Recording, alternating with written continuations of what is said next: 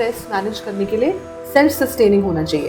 We can not put the responsibility of managing our stress on anybody else. क्योंकि जब hierarchy बहुत strong होती है, डेजिग्नेशन बहुत स्ट्रांग होती है, तो डेजिग्नेशन ईगो लेकर आती है अपने साथ. मेडिटेशन करने में प्रॉब्लम कब होती है? जब हमें लगता है कि नहीं, मैं नहीं कर पा रहा हूँ, मेरा माइंड इधर उधर जा रहा है. सो एक वर्ड जो बहुत इंपॉर्टेंट है स्ट्रेस मैनेजमेंट में, वो है बैलेंस. नमस्कार दोस्तों, आपका स्वागत है इंटरव्यू सीरीज के नई वीडियो में, जहां हम एचआर और इंडस्ट्री एक्सपर्ट से उनकी जर्नी और स्पेशलाइज्ड फील्ड के बारे में करियर गाइडेंस और इंटरव्यू टिप्स लेते हैं. मेरा नाम है कुंवर वैभव सिंह. मैं हूं फाउंडर ट्रू सीवी का और होस्ट हूं इस पॉडकास्ट का.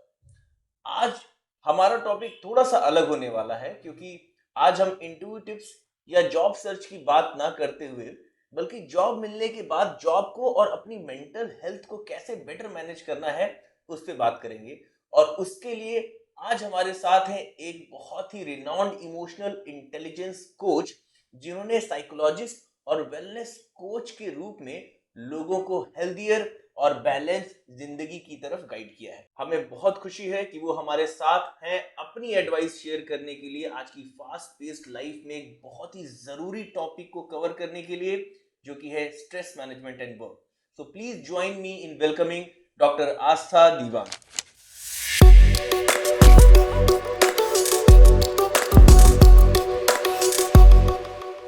Thank you so much, ma'am, for joining. It's a pleasure to have you on the show. Thank you, Kuvar. It's my pleasure as well. So, ma'am, for viewers, थोड़ा सा अपने बारे में और अपनी जर्नी के बारे में बताइए, so that उनको पता चल सके कि how to build a career in this field, and tell us what all you do. So पिछले 23 साल से मैं इस फील्ड में हूँ, जहाँ पे मैं लोगों के साथ ही काम कर रही हूँ. पहले 13 साल अगर मैं बोलूँ तो I was part of training and development. There also I was working on people's development, right.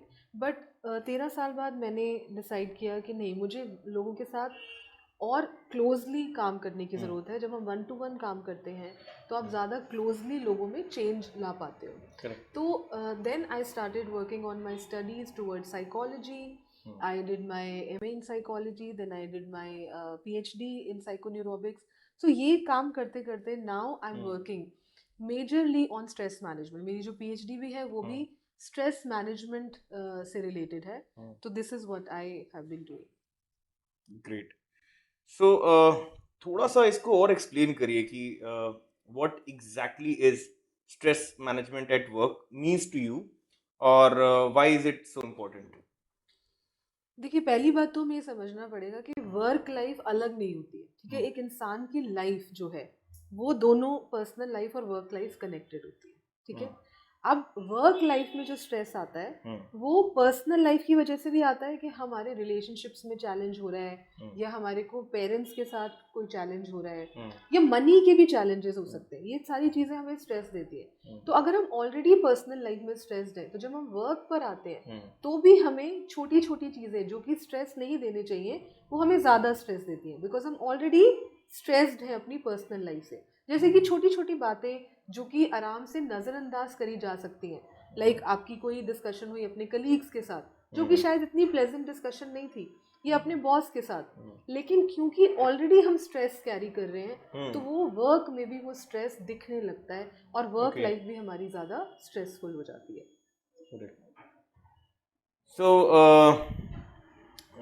तो आपके कहने का मतलब ये है कि केवल काम की वजह से स्ट्रेस नहीं हो सकता अगर वो व्यक्ति पहले से परेशान नहीं है, ये कहने का मतलब है आपका? नहीं, मैं ये नहीं कह रही.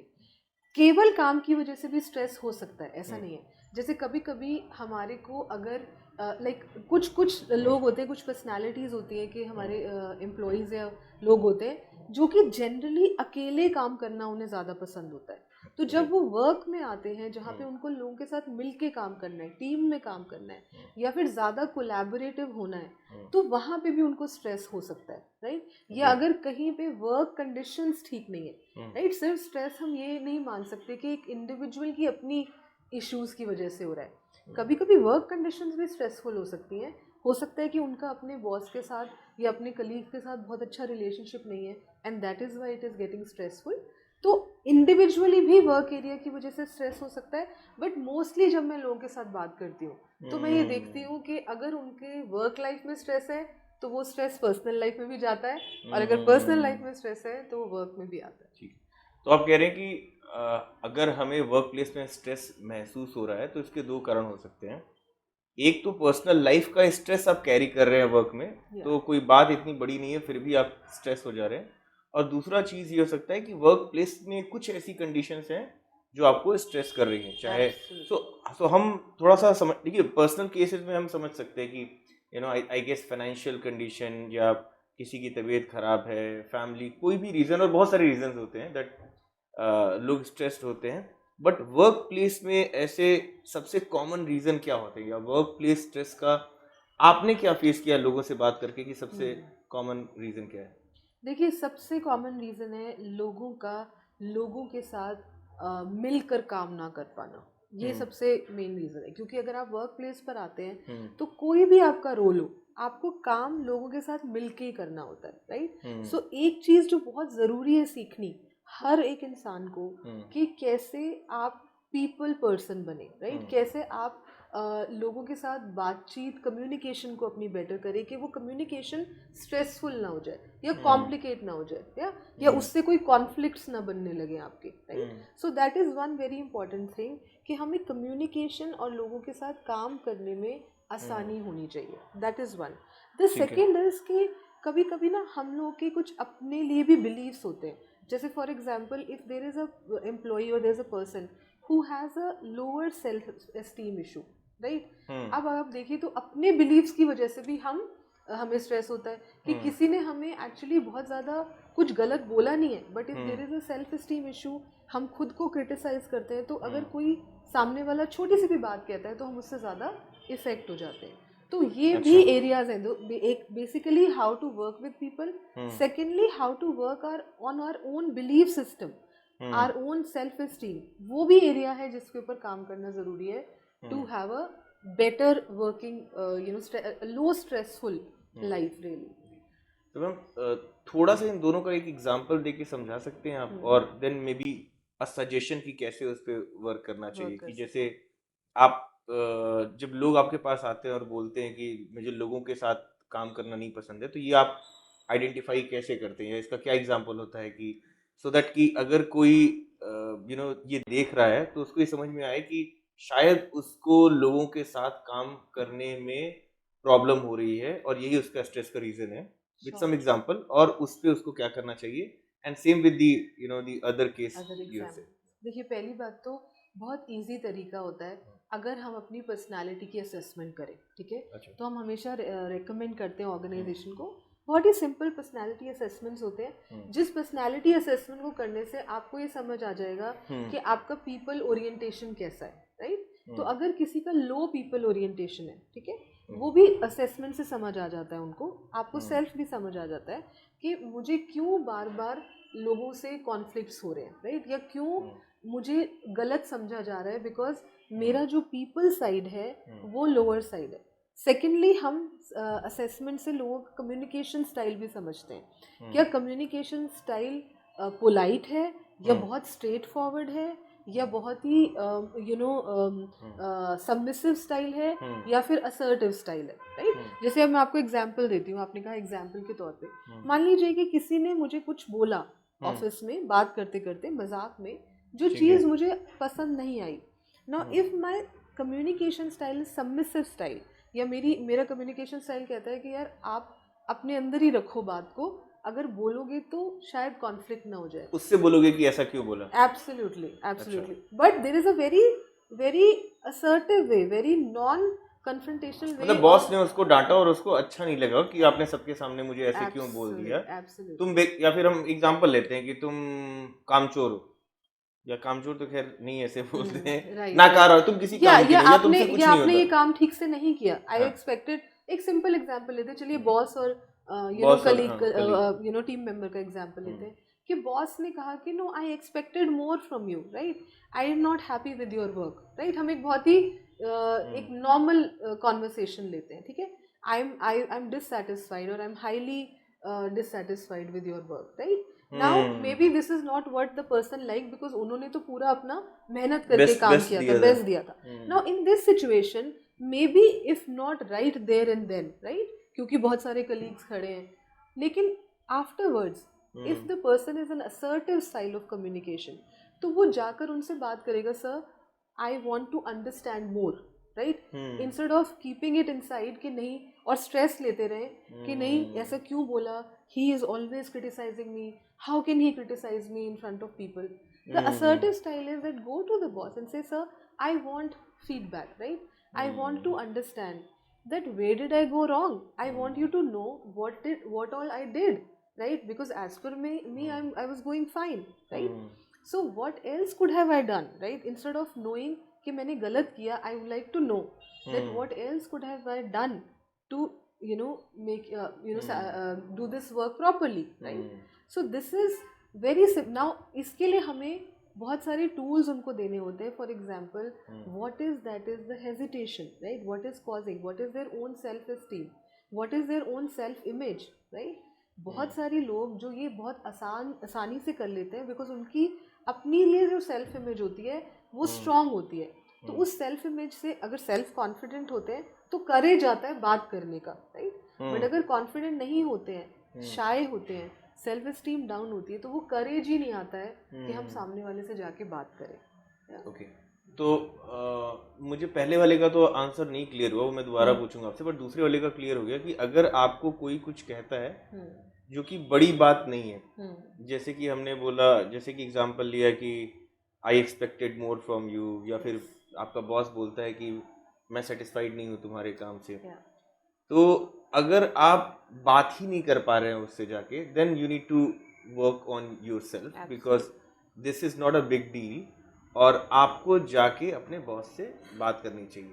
उसके बावजूद भी वहाँ से रिस्पॉन्स अगर सही नहीं मिलता है या आपको सपोर्ट नहीं मिलता है तो है, बट अगर आप बात ही डिस्कस ही नहीं कर पा रहे हैं किसी से, then I think you need to work on yourself. But जो मेरा पहला वाला क्वेश्चन था उसको मैं थोड़ा सा और एग्जांपल के साथ समझना चाहता हूँ कि कैसे आइडेंटिफाई करें कि मैं वो व्यक्ति हूँ जिसको दूसरों के साथ काम करने में दिक्कत होती है, और it is because of I am not able to work in a team and I am stressed.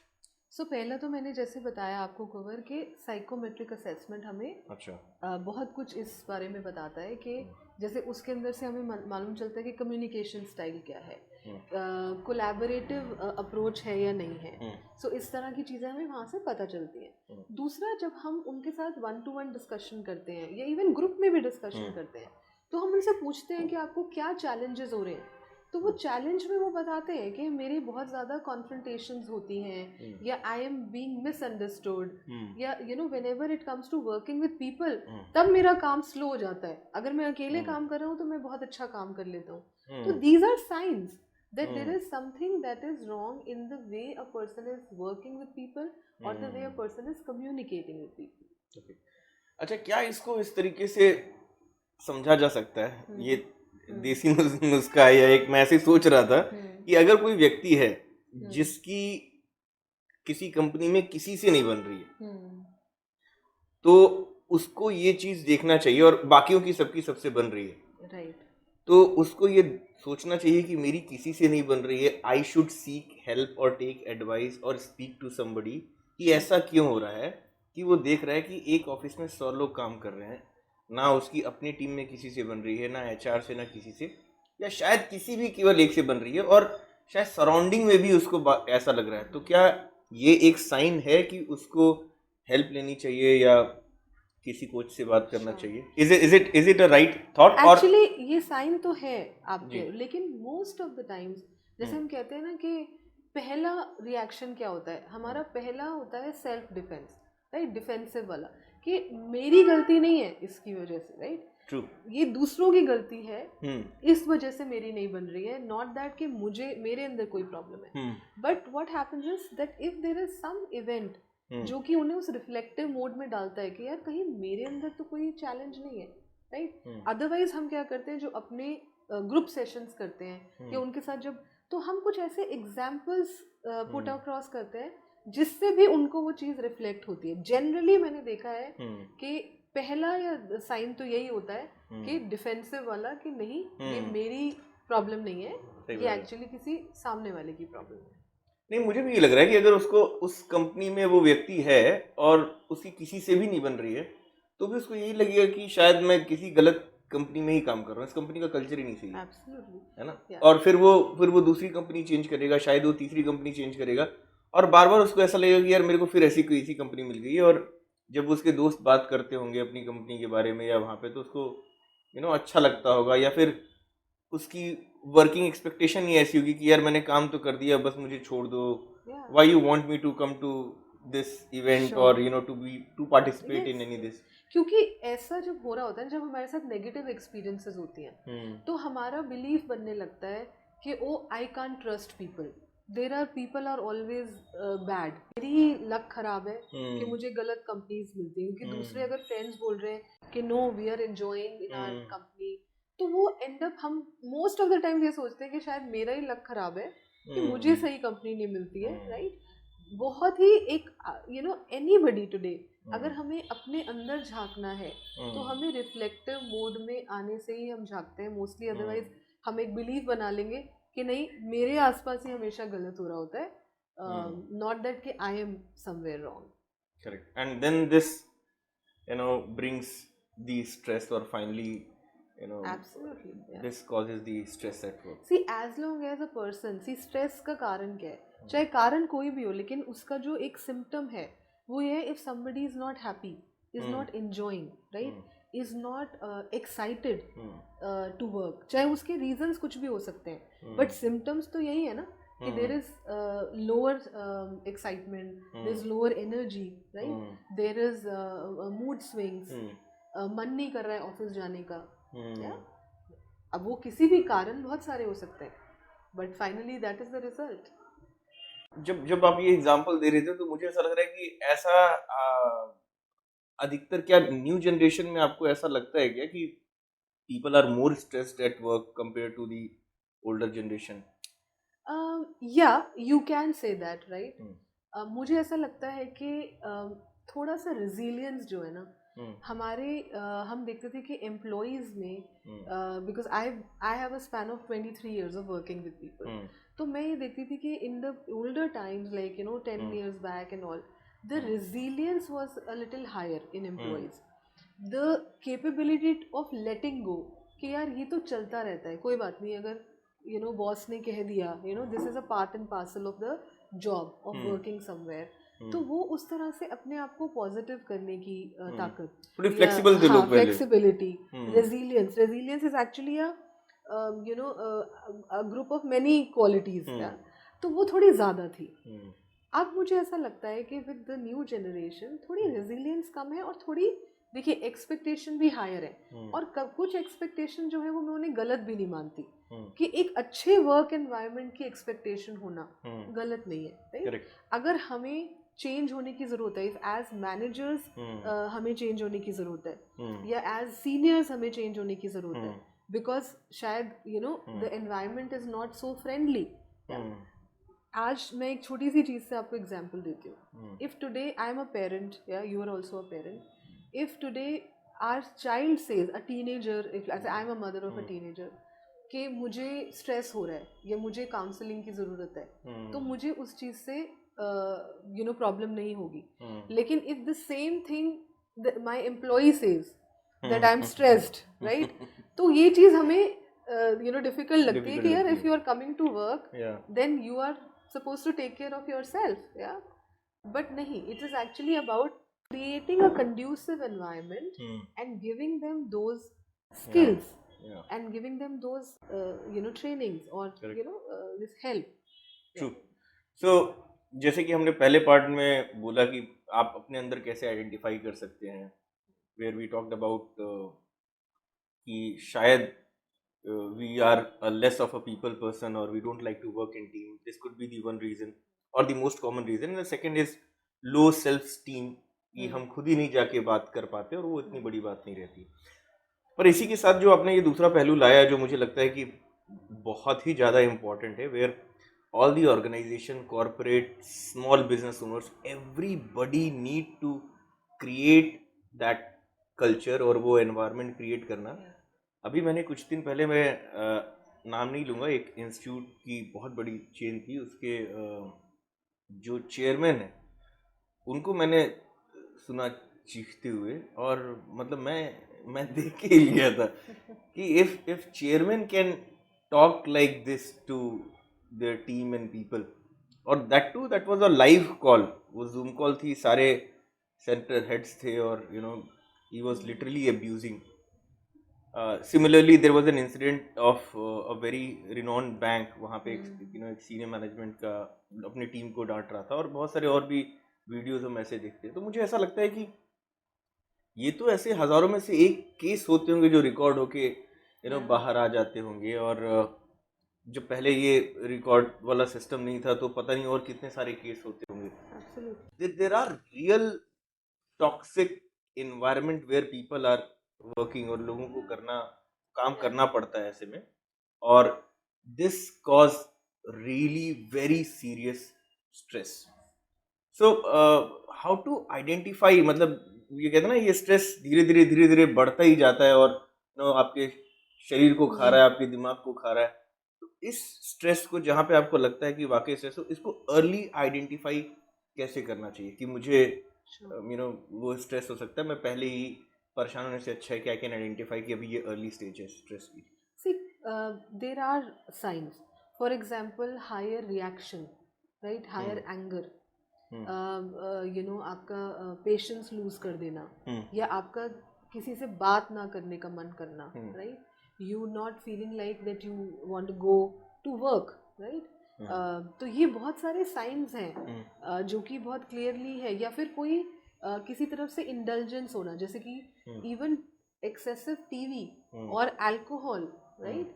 There is all of this जहाँ पे वो एक्सेसिव हो रहा है, वो इंडल्जेंस है, because these are escape routes, right? किसी से बात ना करना वो भी एक एस्केपिज्म ही है ना, कि आप बात नहीं करना चाह रहे, या अपना एंगर निकालना भी बहुत वो रिएक्शन है. और वो anger most of the times, by the way, अगर हम सीनियर्स की भी बात करें या किसी की भी, वो एंगर उन लोगों का नहीं होता है. they are carrying that anger because of the sadness, or because of things that they are not able to achieve. कुछ तो हो रहा है गलत जिसका एंगर वहाँ पे निकल रहा है ना. तो मैं तो हमेशा ये मानती हूँ कि there are regular emotional wellbeing को चेक करने के कुछ छोटे छोटे टेस्ट होते हैं. आज की डेट में जब हम किसी ऑर्गेनाइजेशन के साथ काम करते हैं तो हम उनका इमोशनल क्वेश्चन के चेक्स करते हैं. It doesn't matter a person is senior or junior. Emotional well-being, emotional disturbance can be there at any level. In fact, I feel that people who are at a senior level, they are more stressed in a way. Correct. Yeah? So we can definitely check that. There are signs as well, and there can be simple tests that can be done for it. So it's while you were talking, मुझे लगा कि वाकई में जो व्यक्ति वहाँ पे चीख रहा था वो मैंने ध्यान ही नहीं दिया. शायद स्ट्रेस मैनेजमेंट की सबसे ज़्यादा ज़रूरत तो उसको है, और केवल एम्प्लॉई ही नहीं, जो ऑर्गेनाइजेशन का ओनर है या जो सीनियर एग्जीक्यूटिव्स हैं और जिनकी वजह से लोगों को स्ट्रेस हो रहा है, शायद उन दोनों को ही काउंसलिंग की ज़रूरत है, और शायद टॉप वालों को सबसे ज़्यादा है. तो चलिए, आपने ये तो बता दिया कि अगर किसी व्यक्ति को लग रहा है कि से गुस्सा बहुत आ रहा है, काम पे जाने का मन नहीं कर रहा है, लोगों से बात नहीं कर रहा है, तो these could be some early sign of stress. कुछ प्रैक्टिकल टिप्स बताइए कि व्हाट शुड समबडी डू अगर उसने आइडेंटिफाई कर लिया कि दैट आई एम स्ट्रेस्ड, या फिर मुझे वर्क में बहुत ज़्यादा स्ट्रेस है, और उसके पास ऑप्शन नहीं है कि एक तो एक स्केप होता है, आप कहते हो कि यार मेरे को जॉब ही स्विच कर देनी चाहिए, या फिर मुझे ये काम ही नहीं करना है. बट इन जनरल काम तो काम है, कई बार ऐसा हो सकता है कि काम करने का मन ना करे. तो what are the few tips that a person can use, क्या टूल्स हैं जो यूज कर सकता है to fight against that stress और become a little better? So yes, absolutely, Kuvar, there are ways to manage our stress, and हम जो basic premise है वो यही होता है कि हमें अपना स्ट्रेस मैनेज करने के लिए सेल्फ सस्टेनिंग होना चाहिए. We can not put the responsibility of managing our stress on anybody else, right? So एक word जो बहुत important है stress management में, वो है balance. अगर आप देखें तो जब भी स्ट्रेस हो रहा होता है ना, मतलब कुछ चीजें इम्बैलेंस है, इमोशंस इम्बैलेंस है, ठीक है, कि हम ओवर इमोशनल फील कर रहे हैं किसी चीज के लिए या ओवर सैड हैं किसी चीज के लिए, राइट। तो वो एक इम्बैलेंस हमें चेक करना पड़ता है कि कहाँ पे इम्बैलेंस है लाइफ में। बहुत बारी स्लीप टाइम से ना होने की वजह से भी हमारी लाइफ में इम्बैलेंस हो रहा होता है। तो मैं हमेशा ये सजेस्ट करती हूँ कि सबसे पहले बैलेंस को चेक करें। सो फॉर एग्जाम्पल, क्या रात को प्रॉपरली सो रहे हैं या नहीं सो रहे हैं। So one is that there are a lot of sleep meditation and sleep hypnosis जो कि आज की डेट में अवेलेबल हैं, जो कि हम सुन के अपने आप को रिलैक्स करके अपने माइंड को कम्प्लीटली रिलैक्स करके हमें सोने में वो बेनिफिट करता है। क्योंकि मोस्टली लोग कहते हैं कि नींद नहीं आती है टाइम से, और अगर नींद नहीं आती है तो it goes to watching something, binge watching and all of that, और वो ऑटोमेटिकली अगले दिन आपका स्ट्रेस क्रिएट कर रहा होता है, राइट। तो that is one. The second is there is a very important role of meditation in stress management, क्योंकि stress is caused by over working of brain. आप ज़्यादा सोच रहे हो, ज़्यादा थॉट्स जनरेट कर रहे हो, ज़्यादा वरी कर रहे हो, ऑप्टिमिज्म की कमी है, राइट। तो मेडिटेशन ज़रूरी नहीं है, देखिए एज डिपेंडेंट नहीं है मेडिटेशन। बहुत बारी जो हमारा यंग एम्प्लॉयज़ होते हैं या यंग लोग होते हैं, वो सोचते हैं कि meditation is not for me, right, it is for older people. Meditation is only resting your mind for some time. तो अगर आज कोई यंग आपका एम्प्लॉय कहे कि नहीं मुझे रेस्ट की ज़रूरत नहीं है, ऐसा थोड़ी ना होता है, राइट। अगर बॉडी को रेस्ट की ज़रूरत है तो माइंड को भी रेस्ट की ज़रूरत है। तो मेडिटेशन ज़रूरी है बहुत ज़्यादा।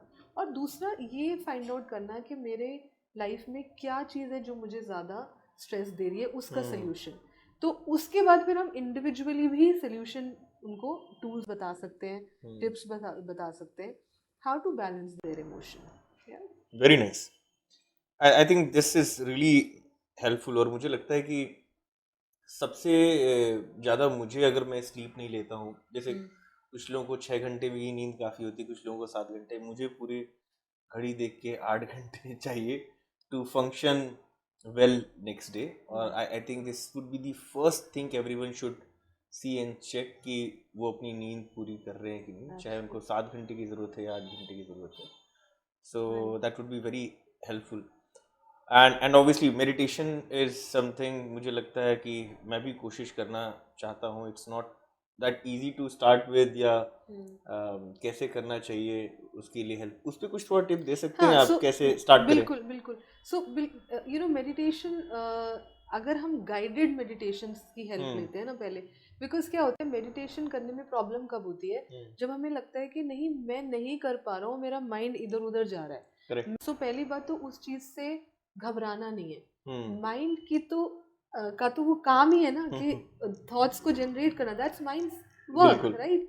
सो हमें सिर्फ क्या करना है कि वो थॉट्स अगर जनरेट हो भी रहे हैं तो भी हमें उनको कहना है कि it's okay, let me bring my self back to my breathing, right, let me bring. और अगर ये भी ना एक तरह की प्रैक्टिस है, जैसे अगर हम जिम में जाते हैं, एक्सरसाइज करते हैं या रनिंग करते हैं, अगर हम पहले कुछ दिन रन अच्छा नहीं कर पाते तो हमें पता है कि नहीं हम अभी सीख रहे हैं। But I think people don't have this for meditation. अगर वो मेडिटेशन 2-3 दिन करके उन्हें लगता है कि नहीं यार मैं शायद ठीक से नहीं कर पा रहा, तो people start thinking it is not for me, but that's not the case. You are training your mind to relax, to rest, to focus. और अगर आज तक हमने वो ट्रेन नहीं करा है तो अगर उसमें थोड़े दिन लग रहे हैं तो I think it's worth giving, right. So that is what my suggestion. But guided meditation help करेगा, बिकॉज जब हम जैसे फॉर एग्जांपल क्या होता है गाइडेड मेडिटेशन? सो बेसिकली कुछ ऐसे ऑडियोज होते हैं, अच्छा, जहाँ पे एक म्यूजिक भी होगा और उसके साथ एक पर्सन भी बोलते हैं कि आप रिलैक्स करिए, अपनी सांसों पे ध्यान दीजिए, और इट्स ओके थॉट्स आ रहे हैं तो उन्हें आते रहने दीजिए, बट ज़्यादा अपने, तो वो गाइडेड मेडिटेशन से हमें मदद मिलती है और फिर माइंड ट्रेन हो जाता है कुछ दिनों में अपने आप वही चीज़ें अपने आप को बोलने के लिए basically. Very nice. So that is what one recommendation is. Another recommendation is mindfulness, right? अब हम mindfulness की बात करते हैं, बहुत बारी हमने सुना है ये वर्ड, बट अगर मैं ये कई लोगों से पूछती हूँ कि mindfulness क्या है, तो हर कोई इसका डिफरेंट जवाब देता है, राइट। मेरे हिसाब से mindfulness है कि अगर हम पूरे दिन में अपने माइंड को बोलते रहें कि be in the present moment, ठीक है, ना पीछे जाओ कि क्या हुआ था, क्या कर, और ना ही बहुत आगे जाओ कि ओ कल क्या हो जाएगा, अगर ये ऐसा हुआ तो ऐसा कैसे होगा, राइट। तो अगर आप कहते हो कि यार अभी मैं ऑफिस में हूँ, अभी मैं यहाँ पर हूँ, let me be completely here, right, and is about this I will think when I go back, right, I will think at a later time। तो वो एक मेरे हिसाब से बहुत ज़रूरी है, क्योंकि वो फिर आप जहाँ होंगे वहाँ पर फोकस कर पाएंगे, right. So that is the two things. मेरा तो फ्री का सेशन हो गया सच में, है ना। ये इसको काटना है मेरे लिए तो यू नो कोर के फेस के जो एक्सप्रेशन है ना वो इतने नेचुरल आ रहे हैं, मुझे तो मजा आ रहा है। मेरे को तो एक्चुअली सो आई एम इसको काटना भी मत। I am really gonna try this guided meditation. I can share with you some links as हाँ वेल। Please do that. और जो आप भेजोगे उसको हम डिस्क्रिप्शन में भी डाल देंगे, so that you know our viewers can Can get go this in, help. और बहुत सारे लोगों को मैंने सुना है ये बोलते हुए कि I want to start meditation, कैसे करें, और should we start with 10-15 minutes in the beginning, और कैसे, और 10 मिनट्स से 10 नहीं, मिनट्स बहुत लंबा नहीं जाने की जरूरत है। 10-15 मिनट धीरे धीरे 10-15 करके minute is absolutely enough. Basically the moment हम उस जगह पे टच करेंगे, एक पॉइंट आता है when the mind is completely at peace. If we are able to touch that point on even for few minutes, it's absolutely fine. Awesome advice ma'am. Okay, एक बड़ा इंटरेस्टिंग सा सवाल जो मैं जब भी हम इस तरह के टॉपिक पे होते हैं तो मैं ज़रूर पूछता हूँ। और जैसे अभी जो हमारे गेस्ट आए थे पिछले, उनसे भी हमने पूछा था कि work life balance everybody talks about, और जब स्ट्रेस की बात आई है वर्क पे तो जब आप जिससे भी पूछो तो यही बोलता है कि वर्क लाइफ बैलेंस सही नहीं है। और एक गेस्ट थे, उन्होंने बोला था कि it should be a work life harmony where when you are taking call of your house और a home call or relatives call at work, then why you should not be ever taking call from office अगर उस दौरान आपको आया अगर घर पे हो। बट ये आपकी इस पे क्या राय है कि there should be you think कि people should be allowed to take calls, or people should be taking calls, they should be taking work to home, या घर पे कभी कॉल नहीं लेनी चाहिए, या ऑर्गेनाइजेशंस को क्या रूल करना चाहिए आपके हिसाब से? What is the meaning of work life balance? मैं तो सबसे पहले वर्क लाइफ बैलेंस को भी स्ट्रेस से ही जोड़ूंगी, ठीक है। पहली बात तो अगर हम पूरा दिन जब काम कर रहे हैं तो बहुत ही कामली काम कर रहे हैं, ठीक है, काम करते हुए स्ट्रेस नहीं हो रहे, तो जब आप घर पे भी जाएंगे और अगर एक कॉल आ भी गया तो वो आपको स्ट्रेस नहीं देगा, राइट।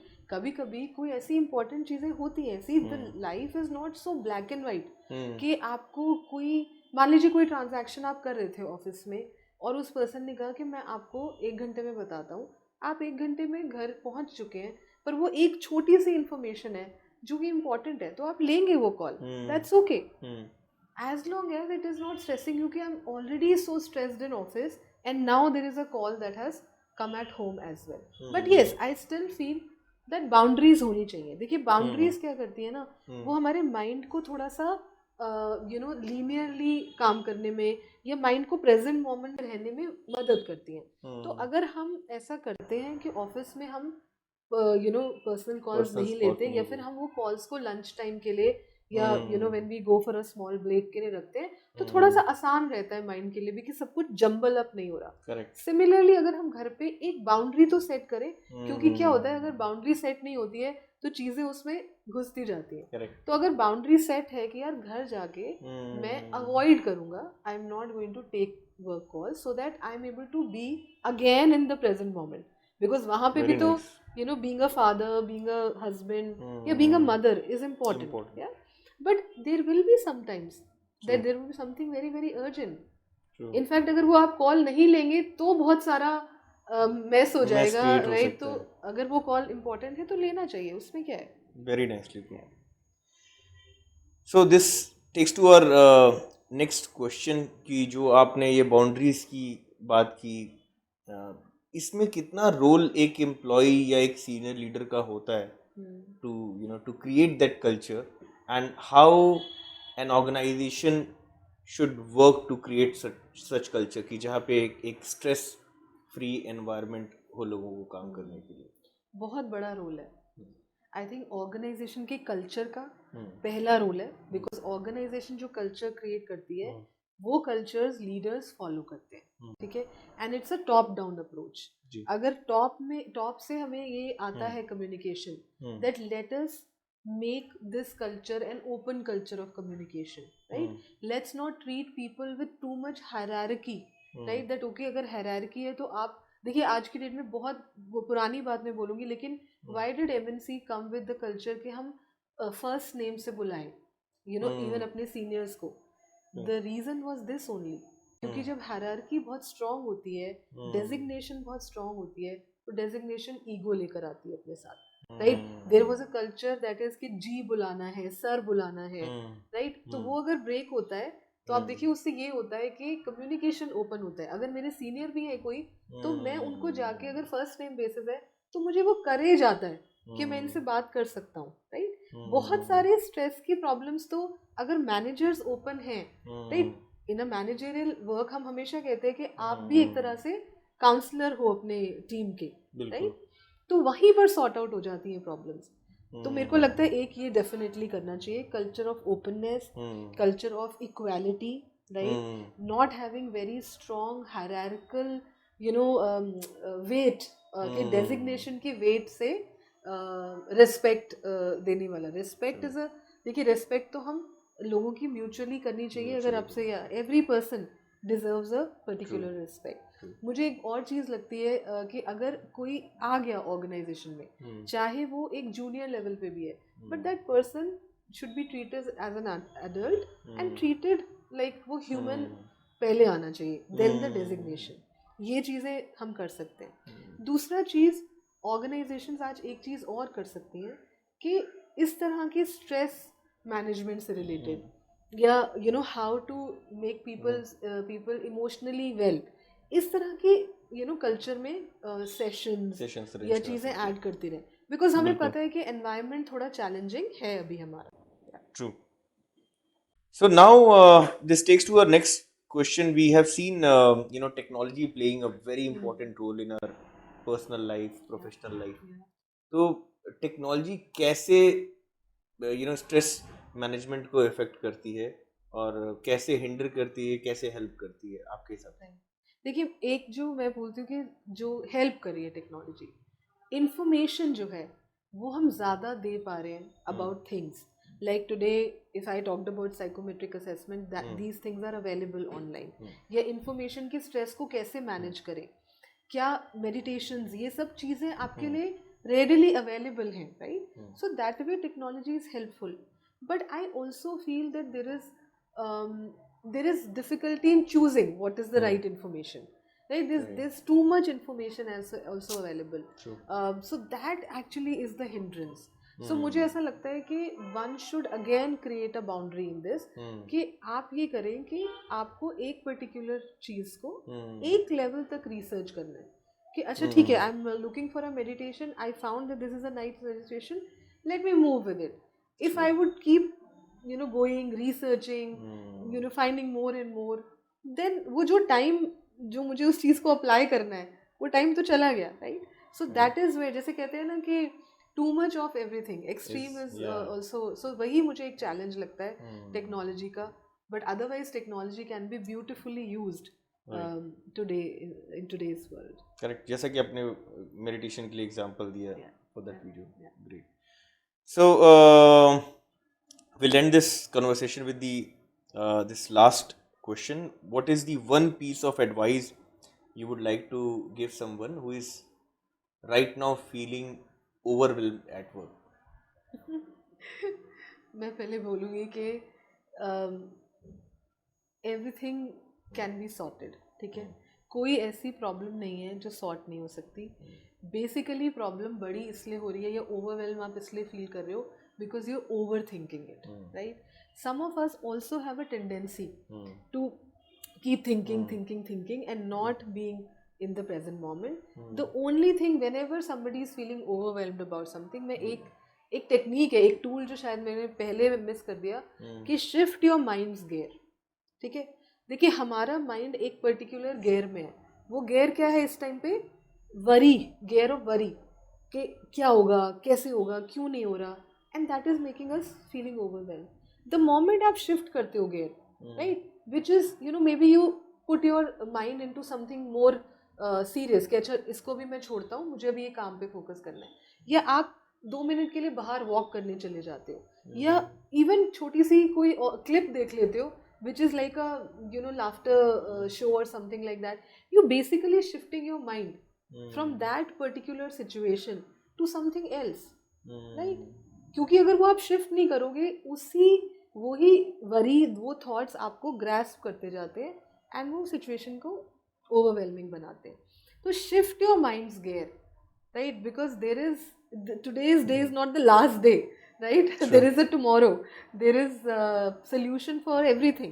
So थोड़ा ऑप्टिमिज्म बढ़ाने की जरूरत है और माइंड को शिफ्ट करने की जरूरत है। So the answer is change the gear. Yes, change the gear. So on this note, we would like to end this podcast. It was lovely speaking to you. मुझे personally बहुत कुछ सीखने को और जानने को मिला। कुछ चीज़ों पे मैंने बताया कि I'm gonna be starting the work immediately. And thank you once again for coming to Thank you, it was a pleasure. Thank you. Thank you. धन्यवाद दोस्तों हमारे साथ जुड़े रहने के लिए। आशा करता हूं कि आपको आज का हमारा topic stress management at work पसंद आया होगा। हमने कोशिश की है सभी पहलुओं को कवर करने की, लेकिन अगर फिर भी आपके कुछ सवाल हैं जो हम कवर नहीं कर पाए हैं तो प्लीज आप कमेंट में हमसे पूछ सकते हैं। And don't forget to give it a thumbs up and subscribe to our channel for more such informative videos. हम मिलेंगे आपसे अगले एपिसोड में, तब तक के लिए take care, keep learning, keep growing.